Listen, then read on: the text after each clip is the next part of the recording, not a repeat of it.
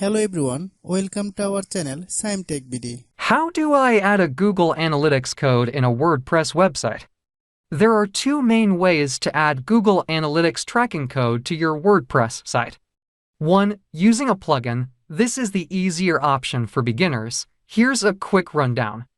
Install a free plugin like Monster Insights or insert headers and footers.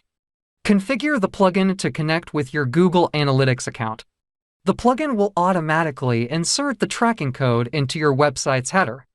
2. Adding code manually for advanced users. This method gives you more control but requires some coding knowledge. Access your Google Analytics account and get the tracking code.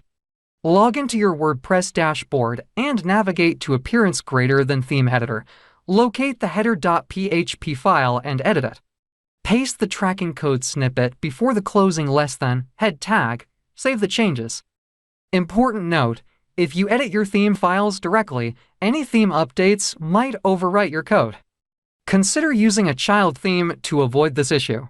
If you have any problem, you can comment us. I have a request. If you are new to channel, please subscribe and stay with us. By watching my tutorial for more tech videos, you can subscribe.